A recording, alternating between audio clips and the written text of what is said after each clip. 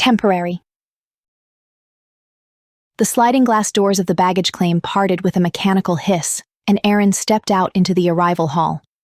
The air was the first thing to hit her. It wasn't the thick, salt-heavy embrace of the coast she had left 5 hours ago. It was recycled, sterilized, and aggressively cold. The lighting was different here. In San Remo, the light had been liquid gold, filtering through palm fronds and bouncing off whitewashed walls. Here, under the cavernous ceiling of Terminal 4, the light was fluorescent and vibrating. It hummed with a low-frequency anxiety that settled instantly behind her eyes. It blinked, harsh and stroboscopic, sinking uncomfortably with the headache blooming at her temples. She dragged her suitcase off the carousel. The wheel had developed a squeak somewhere between the hotel and the taxi, and walked toward the exit. The crowd was a blur of gray coats and tired faces. Everyone looked purposeful. Everyone looked anchored. Erin felt untethered. She felt as though her physical body had arrived in the city, but her consciousness was still trailing somewhere 30,000 feet above the Atlantic, caught in the slipstream of the jet engine, refusing to descend. The cab ride was silent. The driver, a man with the back of his neck deeply creased like old leather, didn't ask which airline she flew or if she was coming or going. He simply nodded at the address, merged into the gridlock, and turned up the radio. It was talk radio, angry, rhythmic muttering about taxes and transit strikes. Erin pressed her forehead against the cold glass of the window, the city smeared by in streaks of neon and rain. "I'm back on the grid," she thought. The phrase felt heavy, like a shackle snapping shut around her ankle. When the cab pulled up to her building, the familiarity of the brick facade made her stomach turn. It was a visceral rejection, a physical symptom of re-entry. She overtipped the driver just to end the transaction quickly, hauled her bag to the front door, and fished for her keys. Her hand moved on autopilot. The muscle memory was insulting. My keys in the door, just like they always did. There was no hesitation, no fumbling. Her body knew exactly how to be this version of Erin, the Erin who lived in apartment 4B, the Erin who paid HOA fees, the Erin who existed in linear time. She pushed the door open. The apartment smelled of stagnant air and dust. It was the smell of a life paused. A stack of mail lay on the floor where the slot had vomited it out over the last 10 days. She stepped over it, the silence of the room pressing against her ears. It was deafening. There was no roar of the ocean, no distant thrum of a steel drum band, no laughter drifting from a balcony. Just the hum of the refrigerator. She dropped her keys in the ceramic bowl on the console table. Clatter. The sound echoed, too loud. Her phone buzzed in her pocket. She pulled it out, the screen illuminating the dark hallway with a ghostly pale blue light. Verizon. Welcome home. Enjoy 50% off your next Uber ride. She stared at the text. A welcome home from a bot. She walked past the hallway mirror and caught her reflection. She looked the same, mostly. Her skin was darker, her hair wilder, frizzy from the humidity she hadn't washed out yet. But her eyes looked haunted. They looked like the eyes of someone who had seen a ghost. "I'm not really here," she whispered to the empty room. The artifacts. The unpacking process was a funeral rite.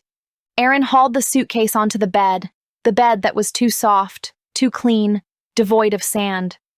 She unzipped the main compartment, and the scent hit her like a physical blow.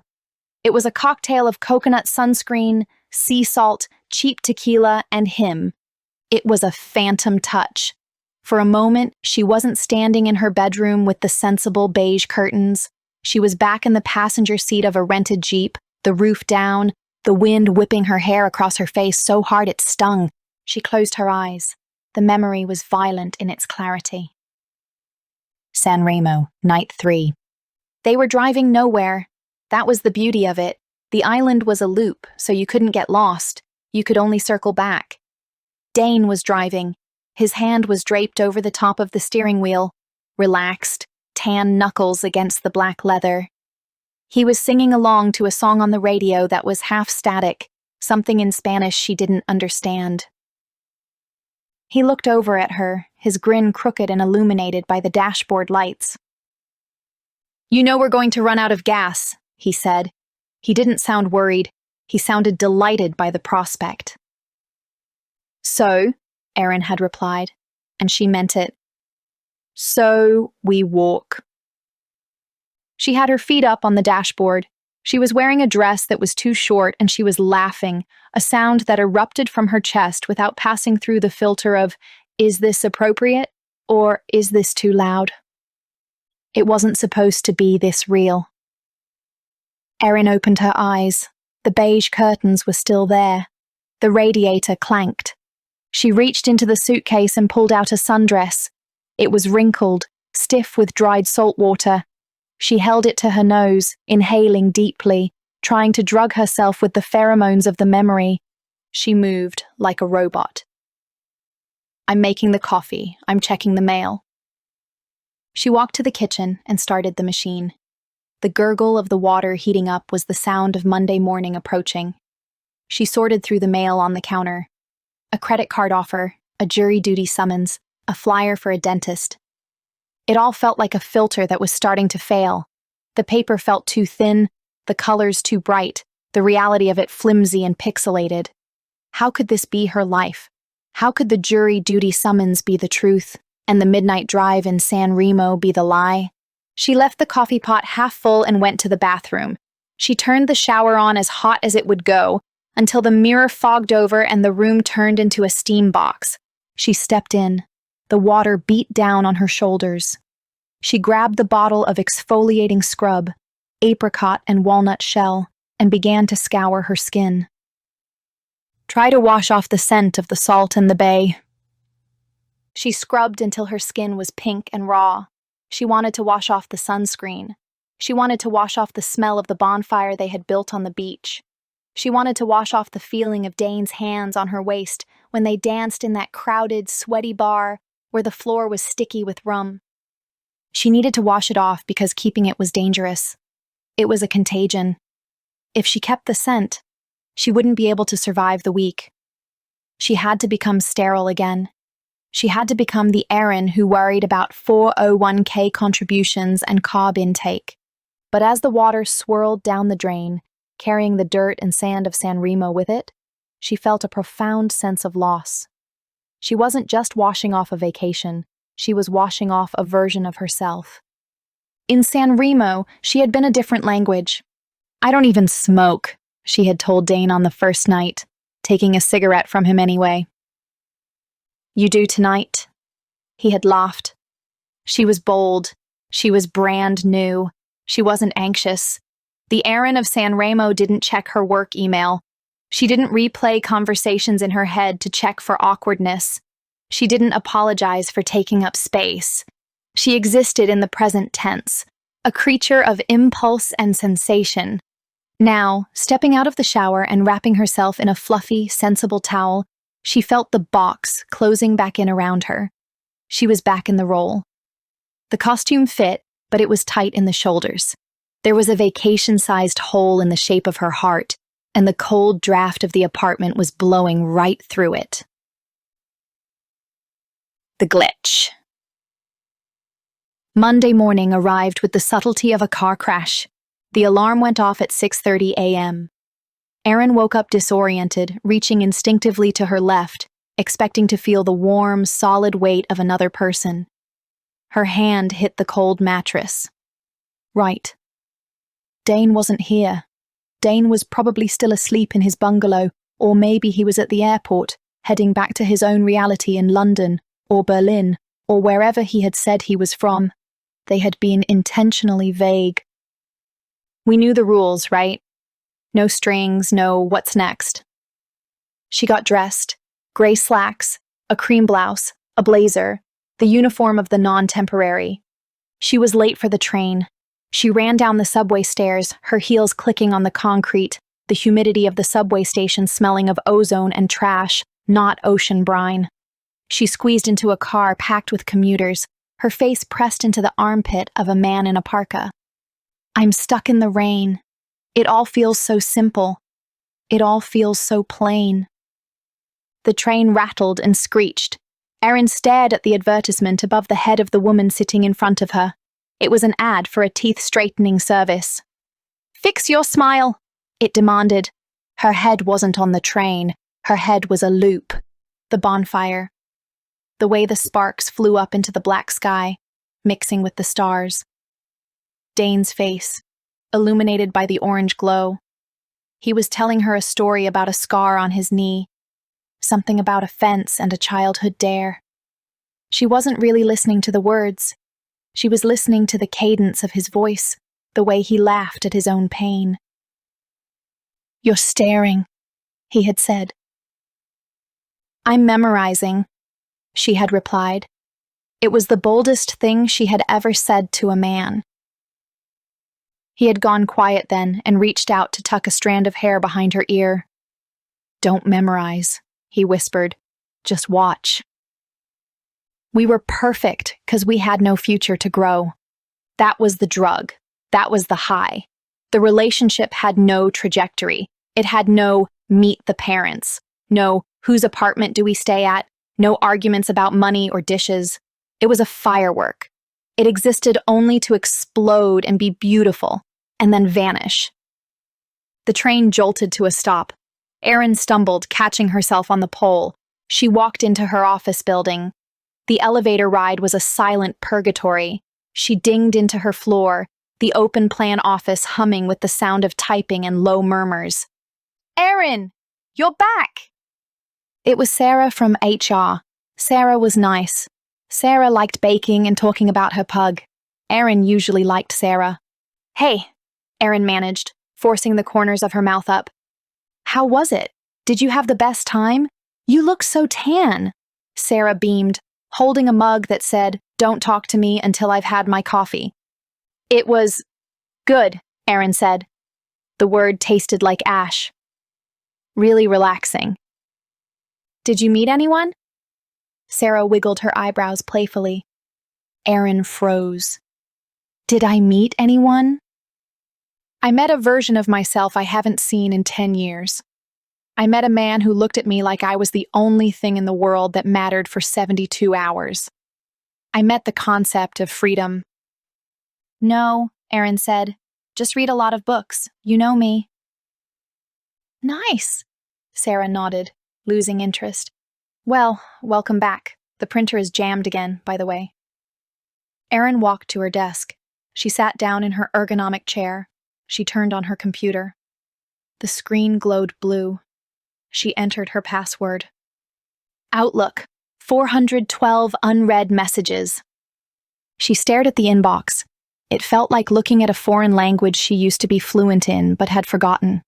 Spreadsheets, meeting invites, urgent requests for deliverables. It was a beautiful ache, this disconnect. It was a phantom limb sensation. She reached for a stapler and felt surprised that her hand didn't pass right through it. She felt like a ghost haunting her own career. I miss the way that we didn't mean much. That was the thing Sarah wouldn't understand. If she told Sarah, I met a guy and we fell in love, Sarah would squeal. But she couldn't say, I met a guy and the best part was that we didn't fall in love. We just fell into a moment. Love required maintenance. Love required compromise. Love was heavy. What she and Dane had was weightless. It was who even cares. It was the freedom of knowing that on Sunday, he would go left and she would go right, and neither of them would be heartbroken, just hollowed out. She typed a response to an email about Q3 projections. Attached, please find the data you requested. She hit send. She breathed in the conditioned air. It was regular air. It kept her alive, but it didn't make her feel alive. The blue light. Monday night. The silence of the apartment was heavier now that the sun had gone down. Erin ordered takeout, Thai food she usually loved, but tonight the pad Thai tasted like cardboard. She sat on her couch, the TV playing a sitcom she had seen 100 times. She wasn't watching it. She was just using it to push back the quiet. She picked up her phone. I delete all the pictures, or maybe I keep them. She opened her gallery. There were hundreds of photos from the last week. Sunsets, plates of seafood, her feet in the sand, and the ones with him. She scrolled to a selfie they took on the ferry. The wind was blowing her hair into his face. He was grimacing, pretending to eat her hair. She was laughing, her head thrown back, her neck exposed. She looked radiant. She looked like a stranger. The 2 a.m. secrets. I swore I wouldn't need 'em. She remembered that night on the ferry. They had sat on the top deck, wrapped in a blanket they stole from the hotel. It was 2 a.m. The water was black glass. "What's the one thing you regret?" Dane had asked. It was a heavy question for a fling, but at 2 a.m. on a ferry, nothing felt heavy. "I regret playing it safe," Erin had said immediately.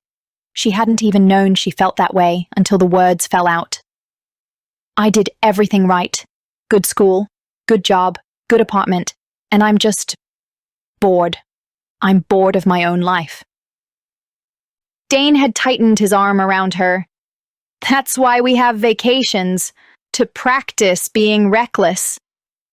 "But it's temporary," she had argued. "That's why it works," he said.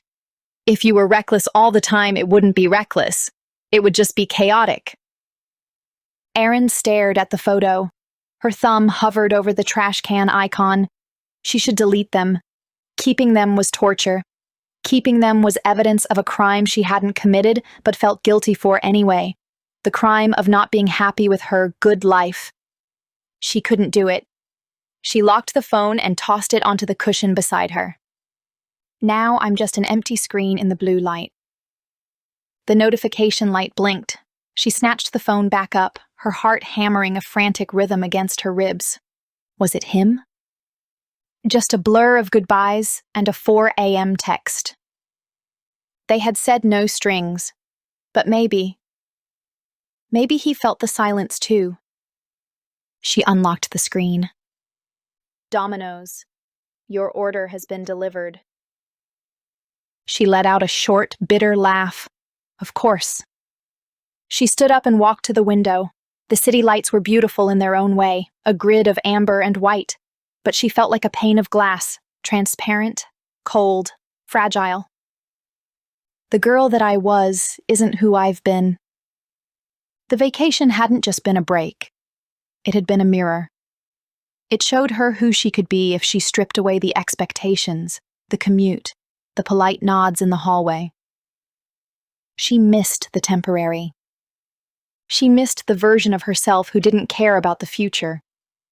The Erin who was high on the firework glow. In the real world, fireworks were dangerous. They were fire hazards. You needed permits. You stood behind a safety line. In San Remo, she had held the firework in her bare hand. Breathing regular air. By Wednesday, the tan was already fading. Or maybe it wasn't fading. Maybe the fluorescent lights of the office just bleached the color out of everything. Erin met her friend Chloe for drinks after work. They went to a wine bar downtown, the kind with exposed brick and overpriced charcuterie boards. "So," Chloe said, pouring a glass of Pinot Noir, "tell me everything. Was it amazing? Was it a total reset?" Erin swirled her wine. "Yeah, it was." "Did you do anything wild?" Chloe asked, her eyes sparkling. Chloe lived vicariously through Erin's trips. Chloe was married with a toddler and considered a trip to Target a wild outing. Erin hesitated. She could tell Chloe about Dane. Chloe would love the story. She would romanticize it. She would ask if he was going to call. She would ask if Erin was going to look him up on Instagram. But that would ruin it. Trying to drag Dane into this wine bar, into this conversation, would reduce him. It would turn him into just another anecdote. It would turn the phantom touch into gossip. "Not really," Erin lied. "Just a lot of swimming. Sleeping in." Chloe looked disappointed but nodded. Well, you look rested. You look, I don't know, calm. Erin almost laughed. Calm? She was vibrating. She was screaming on the inside. She was a tuning fork that had been struck and was still humming, even though no one else could hear the note. Yeah, Erin said. Back to the grind. Back to reality, Chloe toasted, clinking her glass against Erin's. Reality. Erin took a sip. The wine was good. The chair was comfortable. The conversation was easy. This was her life. It was a good life. She had friends. She had a job that paid the bills. She had a nice apartment. So why did she feel like she was suffocating? The freedom wasn't the ocean. The freedom wasn't the sun. She realized it then, sitting in the ambient noise of the bar. It wasn't about San Remo. It wasn't about the tropical location. The freedom was being your temporary one. The freedom was the anonymity. It was the lack of consequence. It was the ability to be someone without a history. Here, with Chloe, she was Erin who went to college at UVA, Erin who dated that guy Josh for 3 years, Erin who was allergic to shellfish. She was the sum of her data points. With Dane, she was just energy. She was just a woman in a blue dress. She was just a laugh in the dark. Are you okay? Chloe touched her hand. You zoned out for a second. Erin looked at her friend. She squeezed Chloe's hand. I'm fine. Just jet lag. It's a killer, Chloe sympathized. They finished their drinks. They split the bill. They walked out into the cool evening air. See you this weekend? Chloe asked. Definitely, Erin said. She watched Chloe walk toward the subway station. Erin stood on the corner, waiting for the light to change. The city breathed around her. Sirens, exhaust, voices, wind. Yeah, the freedom, the feeling, the who even cares. It's gone, and I'm breathing in regular air. She took a deep breath. The air tasted of gasoline and roasted nuts from a street vendor. It was thick and real. She missed the temporary love. She missed the silence after the show, before the applause of obligations started up again. She pulled her phone out one last time. She opened the gallery. She found the photo of the two of them on the ferry. She looked at it for a long minute. She memorized the curve of his jaw, the way the light hit her own hair. She memorized the feeling of being that girl. Then she pressed delete. Delete photo? This action cannot be undone. I know, she whispered. She tapped delete. The screen went back to the grid of her camera roll. Safe, curated, empty of him. The light changed to walk. Erin put her phone in her pocket, buttoned her coat against the chill, and stepped off the curb. She crossed the street, joining the stream of people heading home, disappearing into the crowd. Just another pixel in the blue light of the city. She walked home, one foot in front of the other, breathing in, breathing out. Regular air.